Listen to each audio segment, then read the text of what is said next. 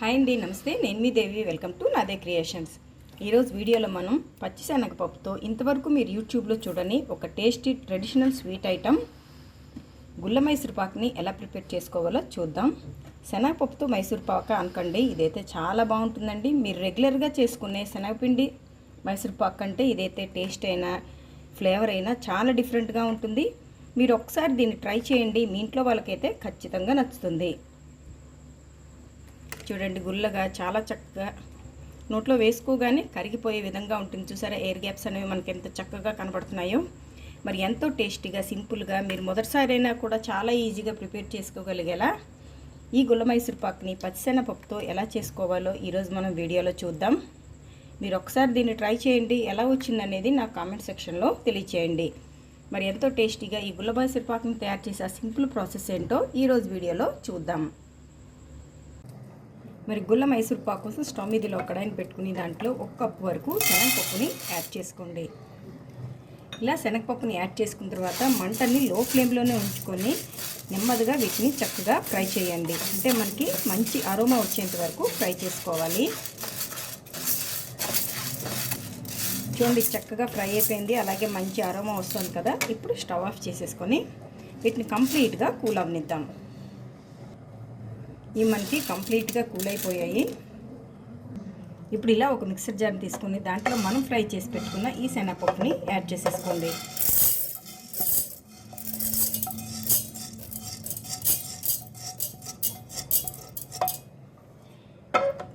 ఇలా యాడ్ చేసుకున్న తర్వాత ఇలా మెత్తగా మనకైతే పౌడర్ రెడీ అయిపోయింది. ఇదైతే చాలా మెత్తగా ఉండాలండి, అవసరమైతే జల్లించైనా తీసుకోండి. ఇప్పుడు ఇలా అడుగు మందంగా లోతుగా ఉండే ఒక గిన్నెని తీసుకొని దాంట్లో కొద్దిగా నెయ్యిని యాడ్ చేసుకొని మొత్తం ఇదంతా గ్రీజ్ చేసేసుకుందాం. అంటే మనం మైసూర్ పాక్ రెడీ అయిన తర్వాత ఇందులోనే తీసుకుందాము. ఇప్పుడు ఇలా మొత్తం గ్రీజ్ చేసేసుకున్నాం కదా. ఇలా లోతుగా కొంచెం అడుగు మందంగా ఉండే గిన్నె అయితే మనకు మైసూర్ పాక్ రెడీ అయిన తర్వాత ఇందులో వేసుకుందికి బాగుంటుంది. ఇప్పుడు దీన్ని పక్కన పెట్టేసుకొని ఇలా ఒక గిన్నెని తీసుకొని మనం నెయ్యిని మెజర్ చేసుకుందాం. మనం ఇదే కప్పుతో 1 కప్పు శనగపప్పుని తీసుకున్నాం కాబట్టి 2 కప్పుల నెయ్యి. మీరు 2 కప్పుల నెయ్యితోనైనా చేసుకోవచ్చు, లేదా కప్పున్నర నెయ్యి, అరకప్పు నూనెతోనైనా చేసుకోవచ్చు, లేదా మొత్తం ఆయిల్తోనైనా చేసేసుకోవచ్చు. బట్ నెయ్యితో చేస్తే టేస్ట్ అనేది చాలా బాగా వస్తుంది. 1, 2 కప్పులు. ఇప్పుడు స్టవ్ మీద ఇలా ఒక నాన్ స్టిక్ కడాయిని పెట్టుకొని మనం ఏ కప్పుతో అయితే శనగపప్పు నెయ్యి మెజర్ చేసుకున్నామో అదే కప్పుతో 2 కప్పుల పంచదార, అలాగే 1 కప్పు వాటర్ వేసుకొని ముందు స్టవ్ని హై ఫ్లేమ్లోనే పెట్టుకొని మొత్తం ఇదంతా కరిగేంత వరకు ఇలా తిప్పుతూ కరిగించుకోండి.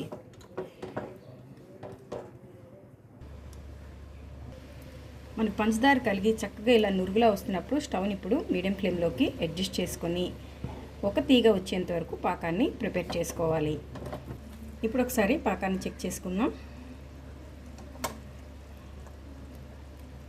చూడండి, ఇక్కడ మనకి తీగ అనేది కట్ అవుతుంది కదా, అంటే ఇంకా మనకి పాకం అనేది రాలేదు. మరి కొద్దిసేపు ఇలాగా తిప్పుకుందాం. ఇది కొంచెంసేపు టైం పడుతుంది కదా మనకి. ఈలోపు మనం చూడండి, పక్కనే ఉన్న స్టవ్ మీద నేను నెయ్యి అయితే పెట్టాను. ఎందుకంటే ఈ పాకంలో వేసుకోవడానికి మనకు ఆ నెయ్యి అనేది చాలా వేడిగా ఉండాలి. ఈ పాకాన్ని ప్రిపేర్ చేసి లోపల దాన్ని కొద్దిగా వెలిగించేసి సిమ్లో పెట్టేసుకుంటే మనకు పర్ఫెక్ట్గా వేడి అనేది రెడీ అయిపోతుంది. ఇప్పుడు ఒకసారి చెక్ చేద్దాం. చూడండి, మనకి గరిట నుంచి చాలా సాగుతూ పడుతున్నట్టుంది కదా, అయినా మీకు ఒకసారి చూపిస్తాను. చూడండి, ఇలాగా తీగ అయితే వస్తుంది. ఇప్పుడు స్టవ్ని సిమ్లోకి పెట్టేసుకొని మనం రెడీగా ప్రిపేర్ చేసి పెట్టుకున్న ఈ శనగపిండి మిశ్రమాన్ని ఇందులో వేసేసుకుందాం. వేసేసుకున్న తర్వాత దీన్ని ఒకసారి ఎక్కడ ఉండలు లేకుండా బాగా మిక్స్ చేసేయండి. ఆల్రెడీ మనం ఇది వేయించి పొడి చేసుకున్నాం కదా, మనకి పెద్దగా లంప్స్ ఏవి రావు. ఇలా మొత్తం మనకి మిక్స్ అయిపోయింది కదా. ఇప్పుడు మనం ముందు ఒక గరిట నెయ్యి అయితే వేసుకుందాం. మనకి ఇలా చక్కగా పొంగుతూ రావాలి. ఇలా వేసుకున్న నెయ్యి మొత్తం ఈ పిండి అబ్జర్వ్ చేసేసుకున్న తర్వాత మళ్ళీ మనం నెయ్యిని వేసుకుంటూ ఉండాలి.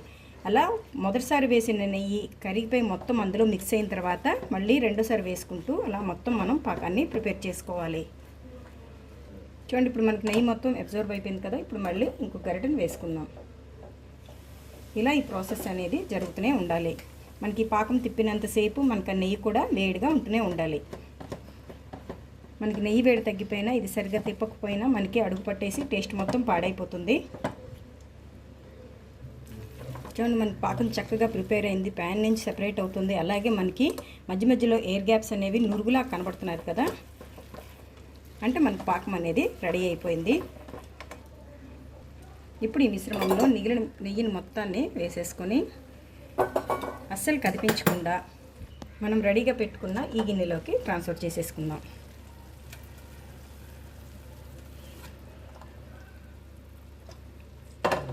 ట్రాన్స్ఫర్ చేసిన తర్వాత చూడండి మనకి ఇక్కడ కూడా ఉడుకుతూ కనిపిస్తుంది కదా, జస్ట్ ఇలా ఒకసారి ట్యాప్ చేయండి అంతే, నొక్కద్దు.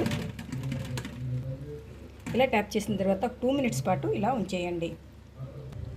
ఇప్పుడు మనకి మొత్తం లోపలికి వెళ్ళిపోయింది కదా, అలాగే కొద్దిగా జస్ట్ 2 మినిట్స్ పాటు కూల్ అయింది. ఇప్పుడు దీన్ని కిందకంట కట్ చేసుకోవాలి. మనకి పూర్తిగా చల్లారిన తర్వాత కట్ చేసుకోవడం కుదరదు కాబట్టి ఇప్పుడే మనం కట్ చేసేద్దాం. కొంచెం షార్ప్గా ఉండే నైఫ్ తోటి అయితే ఈజీగా కట్ అయిపోతుంది.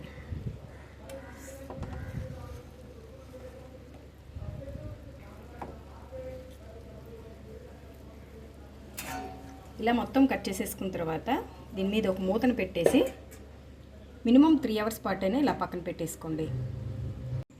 3 అవర్స్ అయింది కదా, ఒకసారి దీన్ని చూద్దాం. మనకి చక్కగా కూల్ అయింది. ఇప్పుడు ఒకసారి దీని ఎడ్జెస్ని జస్ట్ ఇలాగా స్క్రాప్ చేసుకుందాం.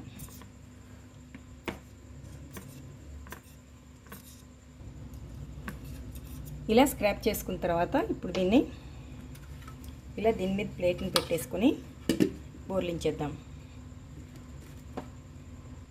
ఇలా బోర్లించేసుకున్న తర్వాత జస్ట్ 1 టైం ఇలా ట్యాప్ చేయండి చాలు. చూడండి మనకి మైసూర్ పాక్ అయితే రెడీ అయిపోయింది. ఇప్పుడు మళ్ళీ జస్ట్ దీన్ని ముందు వైపుకి తిప్పేద్దాం. తిప్పేసిన తర్వాత మనం కట్ చేసాం కదా, జస్ట్ అదే ప్లేస్లో కొద్దిగా విడదీస్తే చాలు, వచ్చేస్తుంది.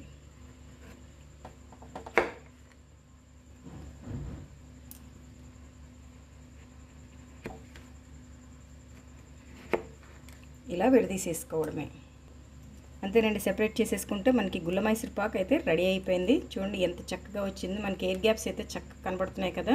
చూడండి ఇదైతే చాలా సాఫ్ట్గా నోట్లో వేసుకోగానే కరిగిపోయేటట్టు ఉంటుంది. చూడండి ఎంత చక్కగా ఉందో. మరి ఈ స్టైల్లో మీరు కూడా ఒకసారి ప్రిపేర్ చేసి మీ వాళ్ళకి పెట్టండి, తప్పకుండా నచ్చుకుంటారు. మరి ఈ రెసిపీ మీకు నచ్చితే ఒక లైక్ కొట్టండి, మీ ఫ్రెండ్స్తో ఈ రెసిపీని షేర్ చేయండి. అలాగే మరిన్ని టేస్టీ రెసిపీస్ కోసం నాదే క్రియేషన్స్ని సబ్స్క్రైబ్ చేసుకోండి. Thank you for watching.